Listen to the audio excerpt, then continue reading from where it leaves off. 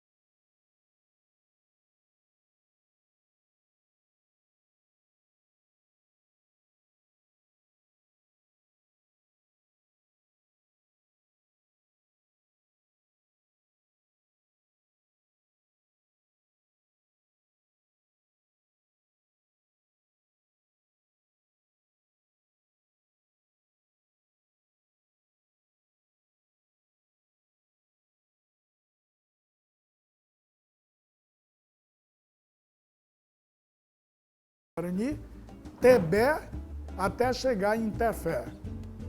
E quase 200 anos, elevada à categoria de cidade.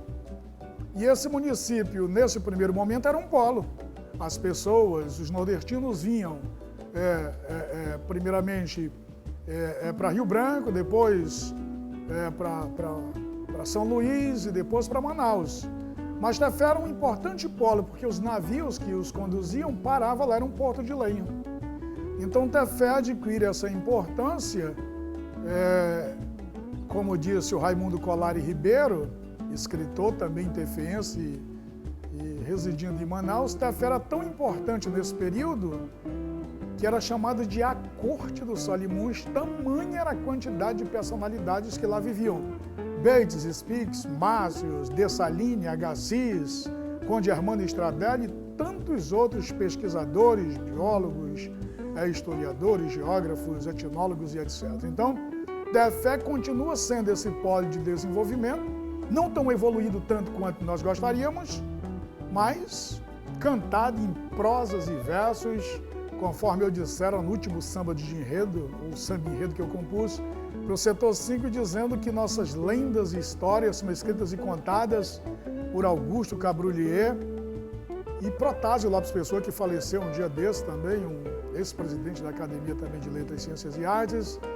E Tefé continua, então, com essa saga de ser um polo de desenvolvimento, possibilidade de saída para Alvarães, Uarini, Marã, Fonte Boa, Jutaí, Tela do Norte, São Gabriel da Cachoeira, Tonantins, Santo Antônio do Içá, ou mesmo para os países limítrofes, né? Como Peru, Colômbia, Venezuela e etc. Agora, professor, Me fale um pouco das suas pesquisas, o seu trabalho de campo nessa área. Esse trabalho de campo, quase 900 teses e dissertações que eu já consegui ler a respeito do seringueiro, quase todas elas só falam do aviamento, do endividamento do seringueiro.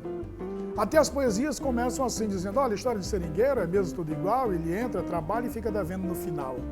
E eu sempre fiquei muito preocupado quando eu também compunha as minhas poesias, dizendo, pô, mas não é possível falar de uma perspectiva, de uma possibilidade de saída?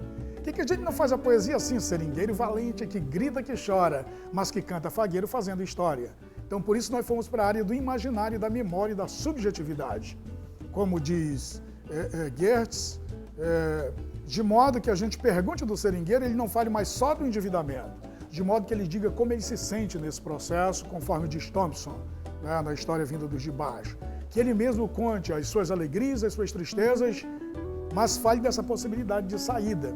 Então, a pesquisa de campo contextualizou esse médio Solimões desses seringueiros vindos de Japurá, de Juruá, mas principalmente dos seringais existentes no Juruá, porque quando, do fim da Segunda Guerra Mundial e depois mais uns 10 anos, quando não se comprava mais a borracha, eles vieram para Tefé pensando na possibilidade de conseguir o benefício como seringueiro, como soldado da borracha. Então, eles procuraram o Sindicato dos Trabalhadores Rurais em Tefé, que é bem antigo, já que o sindicato dava todo esse know-how para que se tivesse essa possibilidade. E, infelizmente, desses aí 10 entrevistados, nenhum tem o benefício como soldado de borracha. Recebe apenas um BPC, um benefício de prestação continuada, que pode cessar a qualquer momento. Peço licença do professor e de você, telespectador, para um pequeno intervalo. No entanto, quero falar do nosso Guaraná Magistral e Magistral Gold. Faça uma experiência, vá ao supermercado, leve o Guaraná Magistral. Tenho certeza que você vai adorar. Eu volto em seguida. Me aguarde. Converso com o professor Dr. José Lino Nascimento Marinho. Falamos da sua obra, Seringueiros do Médio Solimões. Eu volto em seguida.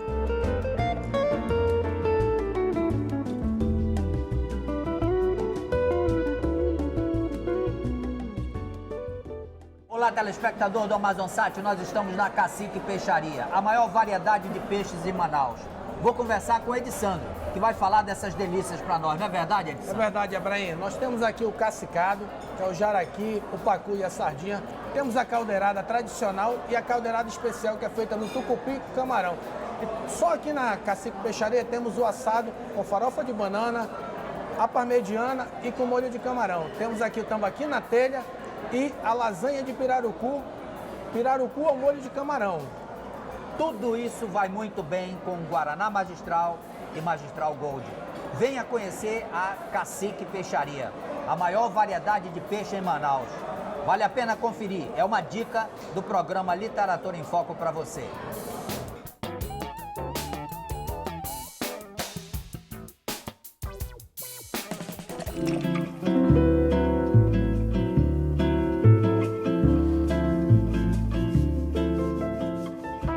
Estamos de volta, é o segundo bloco do programa Literatura em Foco. Eu gravo hoje com muito prazer com o professor doutor José Lino do Nascimento Marinho e falamos da sua obra, Seringueiros do Médio Solimões, fragmentos e memórias de vida e trabalho. Professor, de certa forma, nós temos no imaginário a presença nordestina.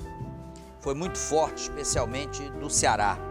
Como é que o senhor analisou a presença desses nordestinos no seringal e depois em Tefé? Porque quando o seringal perde a sua essência econômica, eles começam a migrar para os municípios em busca de sobrevivência.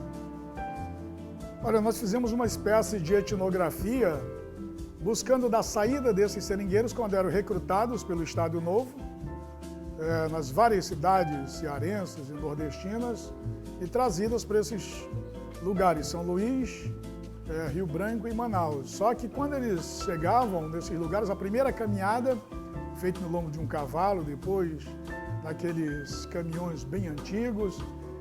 Só que teve um problema. Os lugares onde foram feitos os alojamentos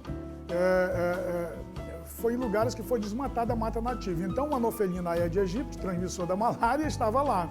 Então, muitos deles já ficavam abatidos lá mesmo. Mas o grande lance também, e interrogação até que se coloca, é que quando chegava no navio, não se podia conversar mais. Né? Se ficava completamente mudo, porque o comandante dizia que os submarinos alemães estavam por ali. Então, o barco navegava nessa parte do mar com as luzes apagadas. Nenhum fósforo, nada. Então, só quando chegava aqui realmente no Rio Amazonas, 2, 3 dias depois, ou quase uma semana, o comandante dizia, agora podem conversar. Então, imagina, era uma espécie de mordaça, né? Impressa ali na marca de quem se habilitava a ser seringueiro. Então, eles ficam nesse seringal por 30, 40 anos, nunca viram dinheiro, eles trocam, a cada 15 dias eles têm que produzir uma borracha de 50 quilos no mínimo, porque senão o patrão não vende nem o básico, mais café, açúcar, sabão, querosene e fósforo. E aí ele carrega essa borracha 41 horas nas costas, chega numa canoa, rema mais 2, 3, 4 horas, chega no barracão, e ao pesar, o gerente pesar a borracha, só faz dizer para ele, você ficou devendo tanto. Se não levar a borracha, não tem nem isso, esse alimento básico. Então ele recebe, ele troca essa borracha por alimento. Ele nunca viu dinheiro, 30, 40 anos, e uma coisa bem interessante que eu sempre pergunto nas entrevistas, como é que se sai de seringal? Ele diz, do seringal só se sai morto ou fugido. E eu pergunto, e assim que o senhor conseguiu sair? Sim.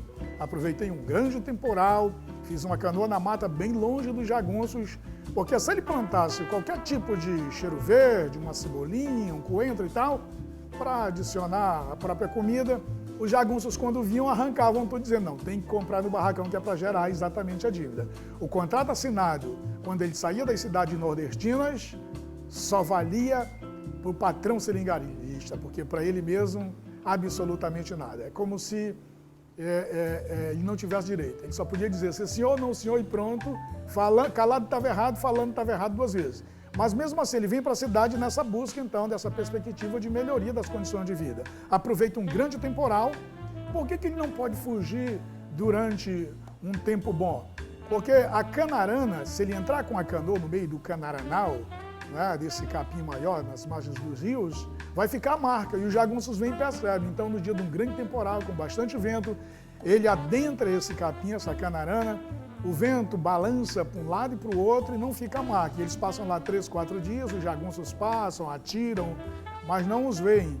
E aí, na sequência, ele consegue fugir para a cidade e vai morar nas periferias e diz assim, eu me sinto traído pelo Estado brasileiro que eu dei a minha vida toda, quando entrei aos 6, 7, 12 anos, porque às vezes o pai morreu logo na sequência de uma mordida de uma cobra venenosa, e aí eu não tenho direito a esse benefício. Então ele diz assim, eu me sinto enganado 2 vezes por uma realidade cruel e mesquinha que ampara o opressor, no caso o patrão seringarista, e maltrata o oprimido, no caso dele, o seringueiro. Além do isolamento.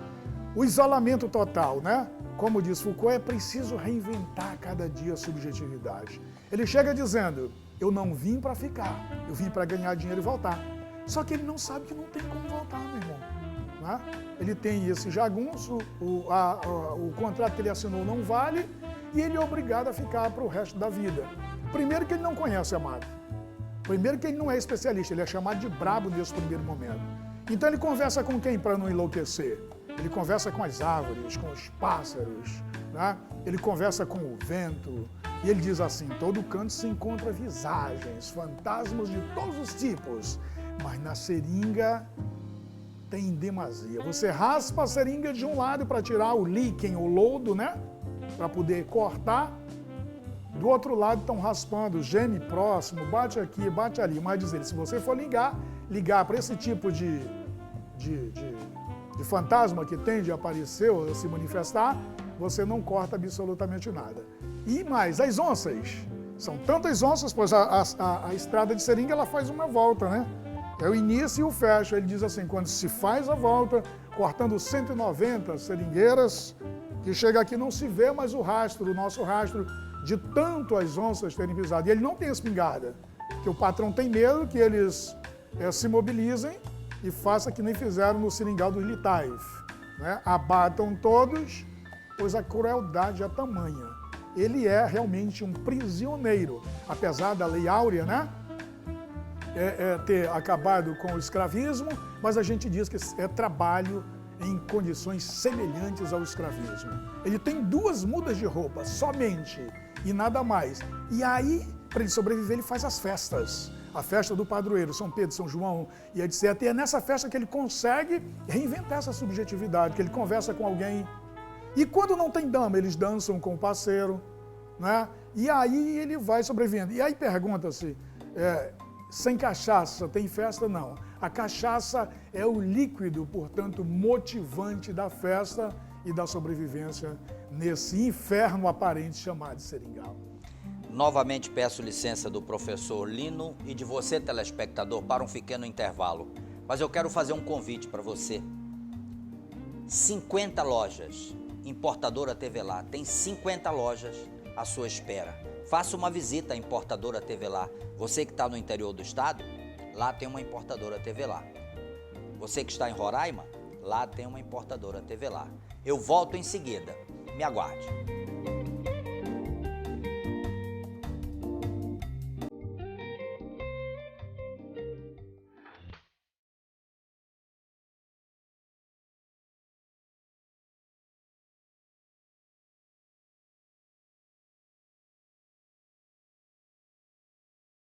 Estamos de volta, é o terceiro e último bloco do programa Literatura em Foco. Eu gravo com muito prazer com o professor Dr. José Lino do Nascimento Marinho. Falamos da sua obra mais recente, Seringueiros do Médio Solimões, Fragmentos e Memórias de Vida e Trabalho. Professor, financiamento do seringueiro vem do seringal, do seringalista. Mas os grandes bancos americanos, ingleses, financiavam os aviadores.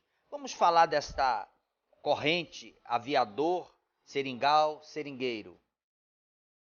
Esse constituiu-se um problema sério. Por quê? Porque esses bancos internacionais praticamente levaram todos os lucros, dizem os próprios seringueiros nas entrevistas, né?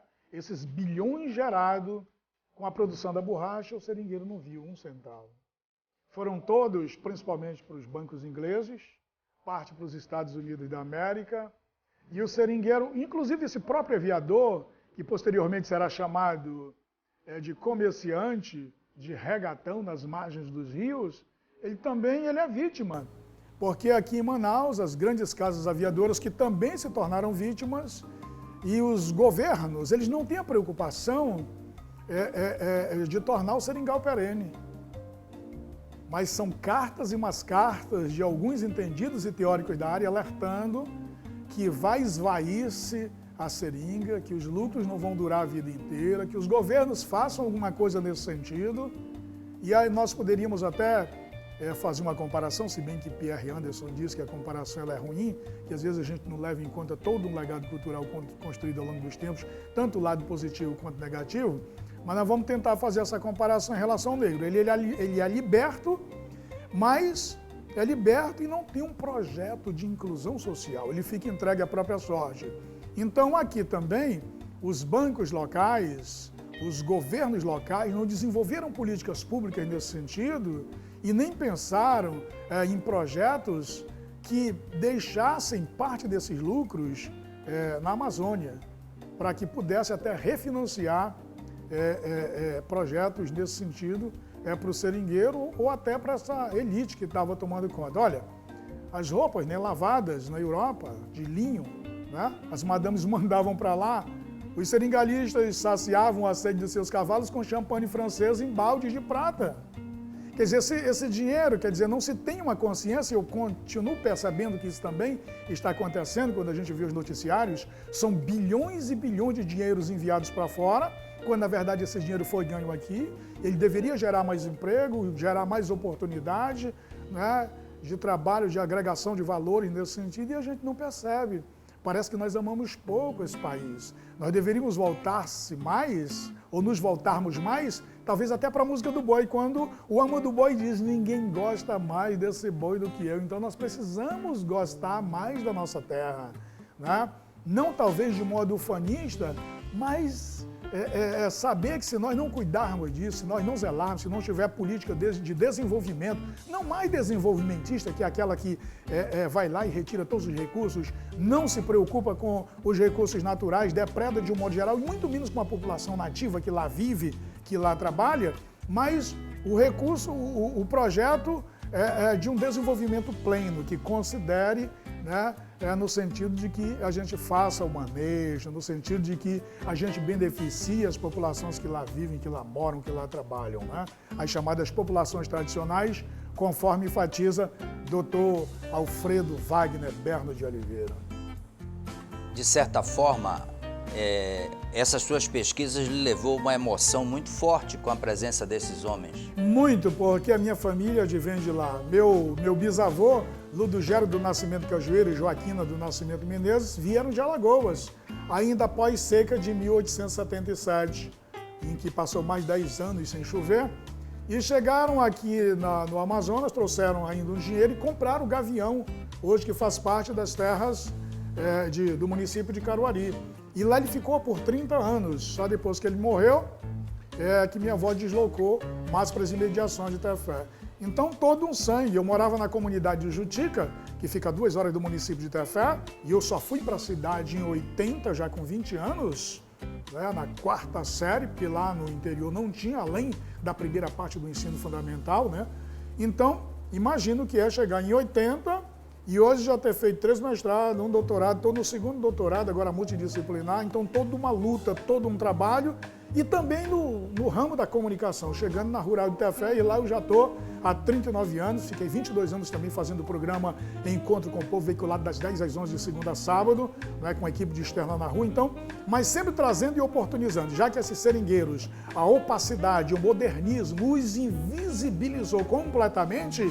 Eu sempre os levo, eu fiquei 12 anos na UEA direto, levando esses seringueiros para as entrevistas, para os depoimentos, para que eles possam dizer que eles são gente, que eles são pessoas, né, que eles merecem oportunidade. Nos programas de rádio diário, mas mais precisamente aos sábados também, grandes debates.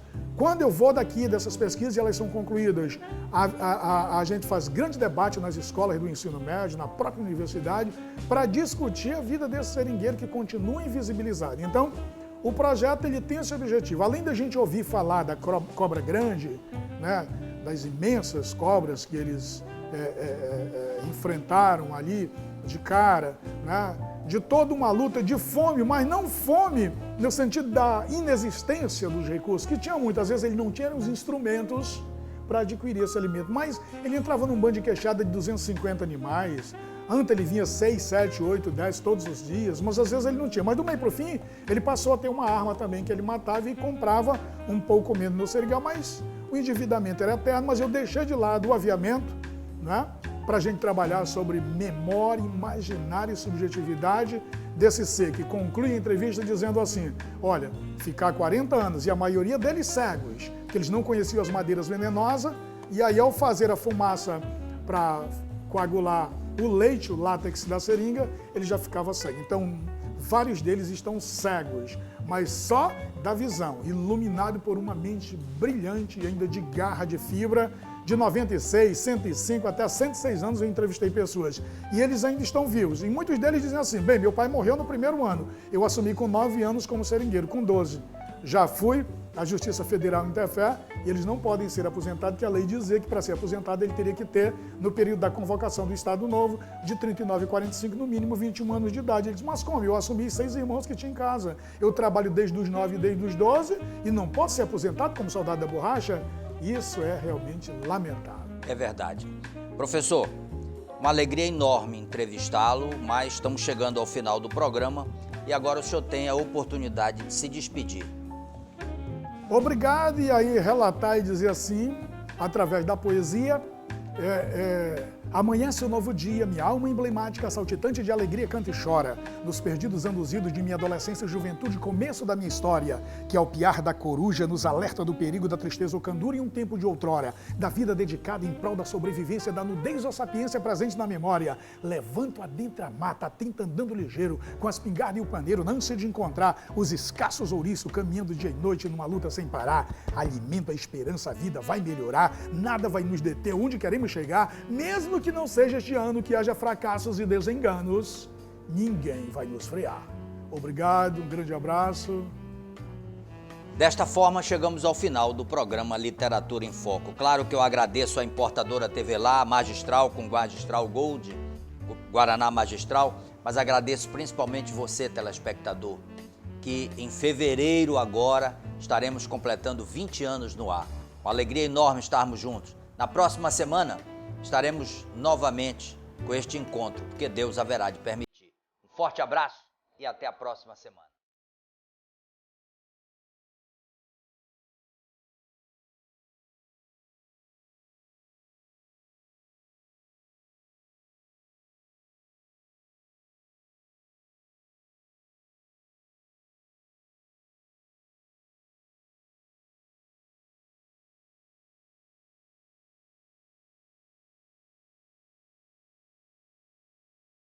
Literatura em Foco. Oferecimento Tevelar. Aqui você é de casa. Guaraná Magistral. O sabor da Amazônia.